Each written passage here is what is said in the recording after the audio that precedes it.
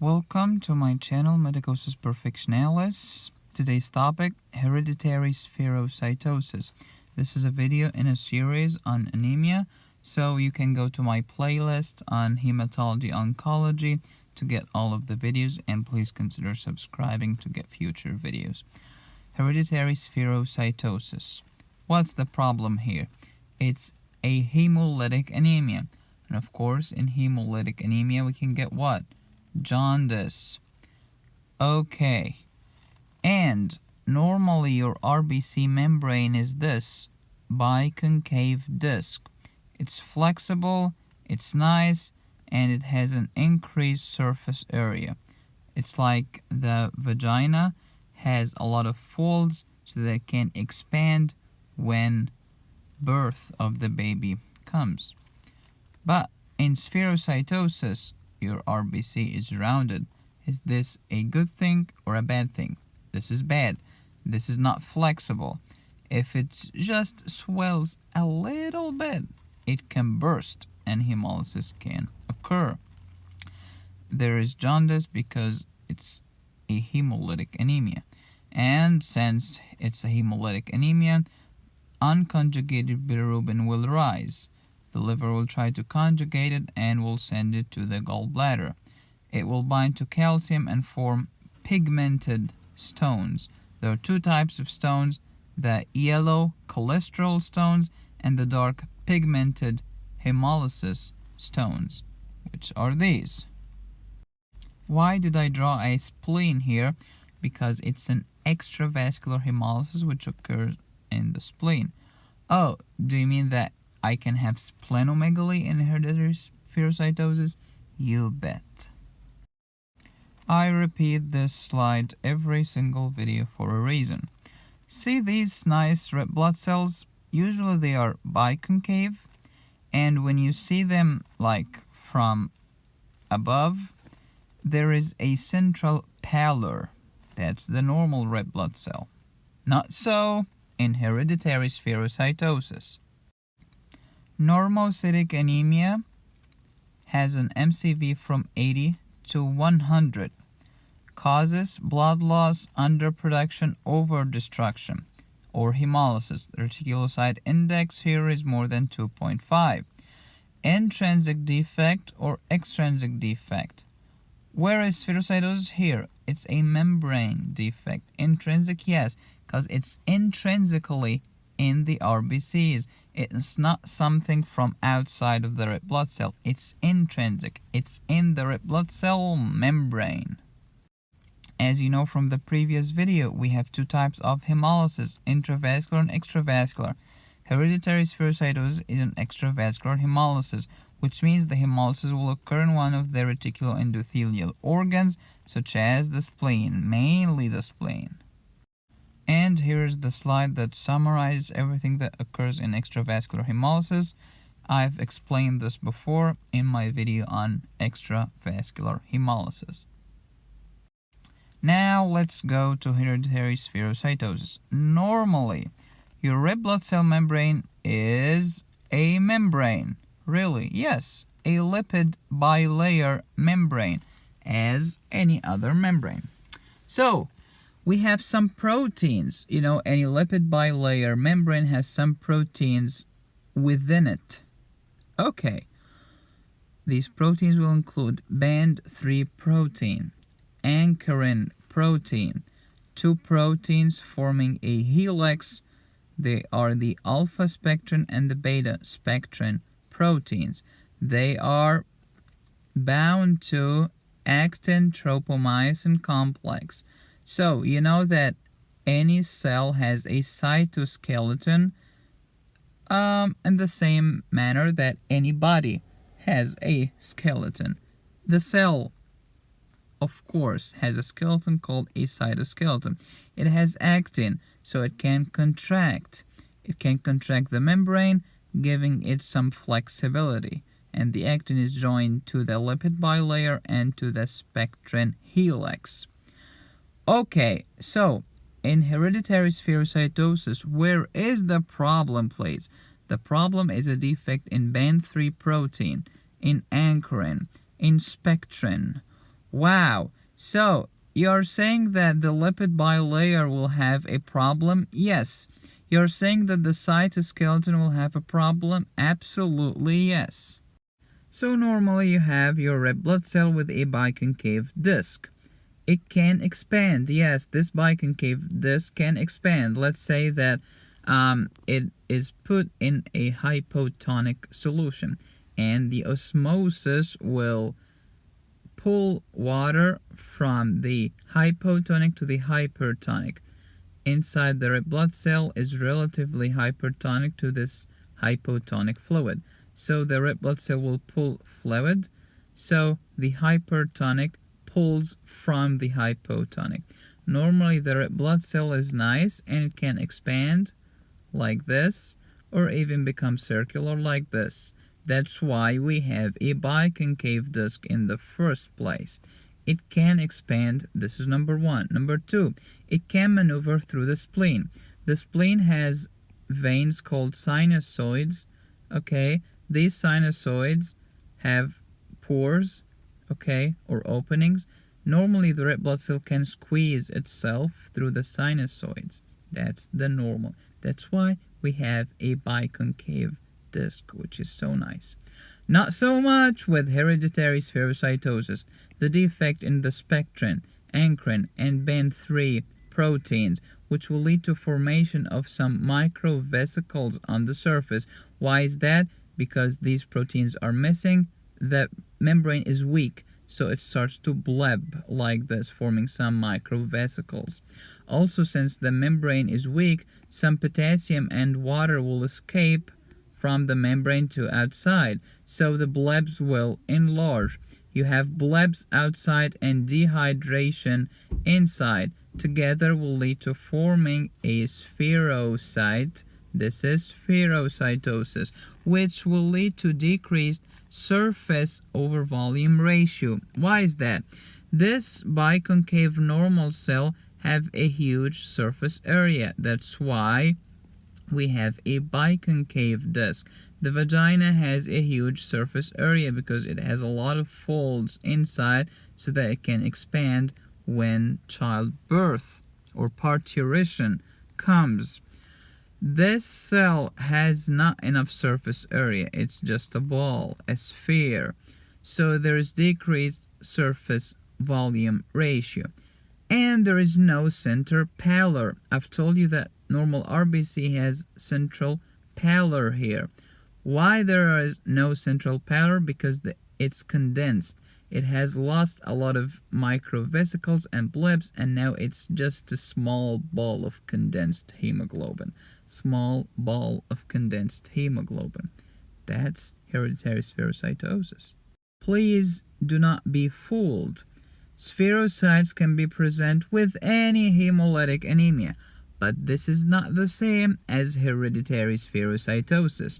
In any hemolytic anemia, the bone marrow will respond by producing more and more of the red blood cells. Many of them will become abnormal. Many of them are spherocytes. Hereditary spherocytosis, there is a genetic problem. Many genes are involved, which will lead to the same thing. Spherocytes can be autosomal dominant, where the patient will be homozygous. Why? Because when you have autosomal dominant, this is the dominant gene, you just need one copy or one allele to manifest the disease. So in autosomal dominant, just this heterozygous, so these are heterozygous. So autosomal dominant should be heterozygous. And in some other cases, it's autosomal recessive. And here the patient has to be homozygous. Sorry, I've mixed them up. So, autosomal recessive, homozygous. Why? Because you know autosomal recessive diseases, to manifest the condition, not just a carrier, but to have the disease, you have to be homozygous. Because it's a recessive. It needs another recessive gene to manifest the symptoms. So many genes are involved. You can be autosomal dominant, where you are heterozygous, or autosomal recessive, where you are homozygous.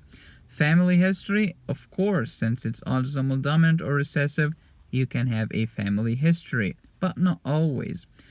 How about the population? Which ethnicity or which geographical location?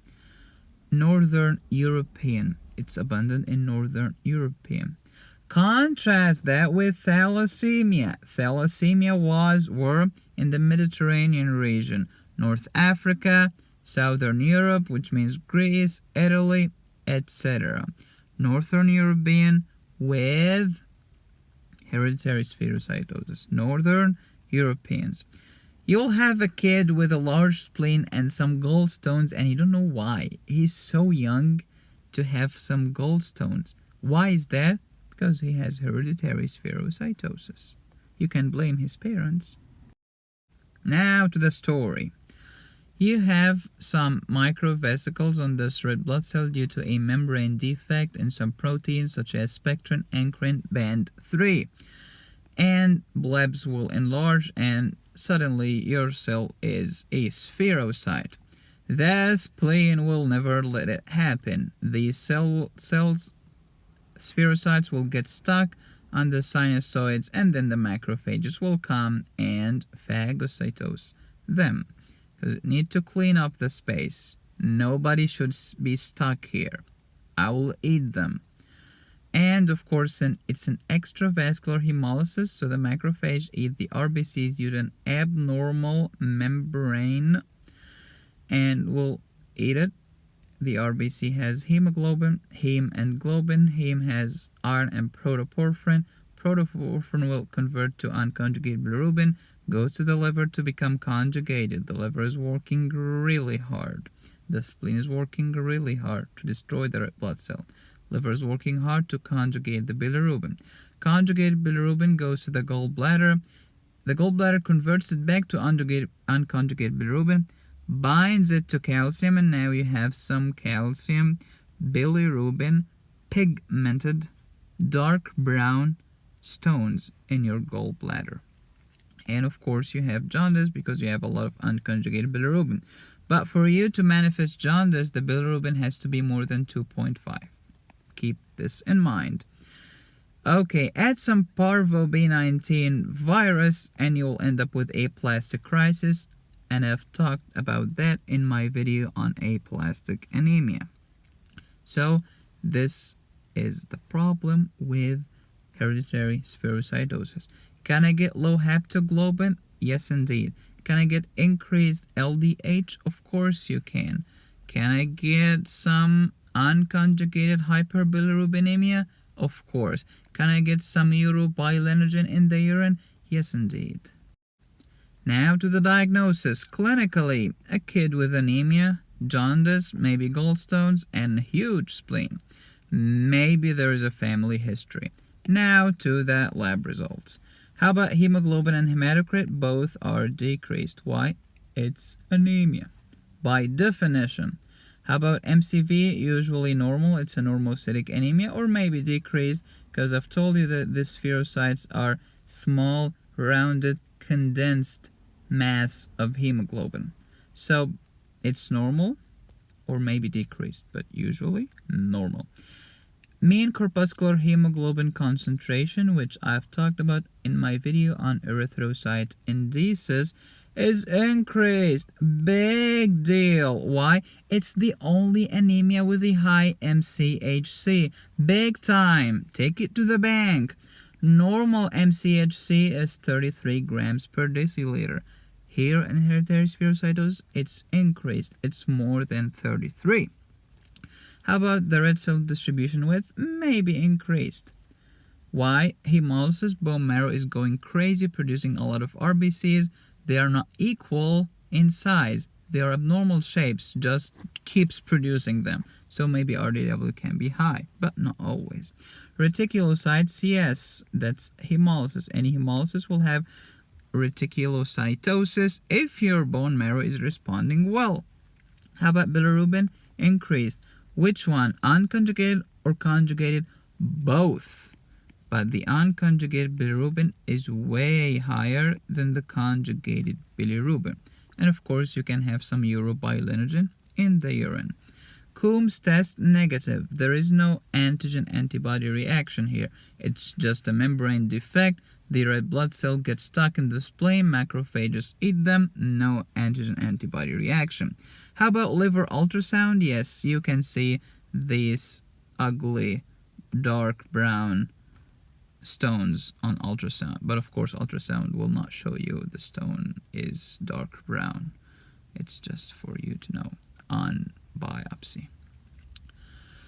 Okay, how about peripheral smear? Yes, you will see these nasty spherocytes. They are small, they are numerous, with no central pallor. They are just all red like this, and they are small, and they are numerous. How about an osmotic fragility test? I will talk about it in my next video, but for now, we put this red blood cell in a hypotonic solution. Normally, the red blood cell should take this here by osmosis because it's hypertonic inside relative to outside, and it should expand. That's normal. But in spherocyte, it's already a sphere. It cannot expand more. It will burst.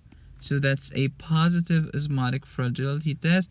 You put the cells in a hypotonic saline solution, and then it expands and bursts.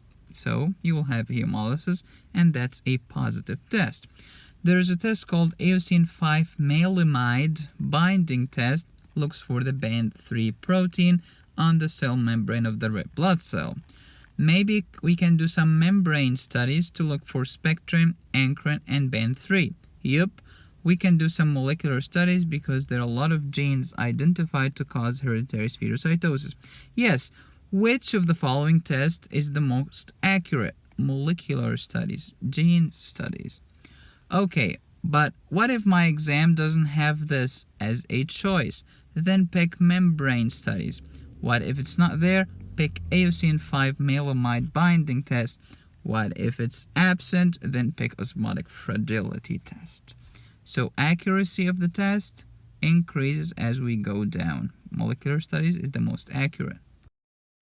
How to treat hereditary spherocytosis? First, there is no cure. You have a genetic defect causing defective proteins in your membrane of your red blood cell.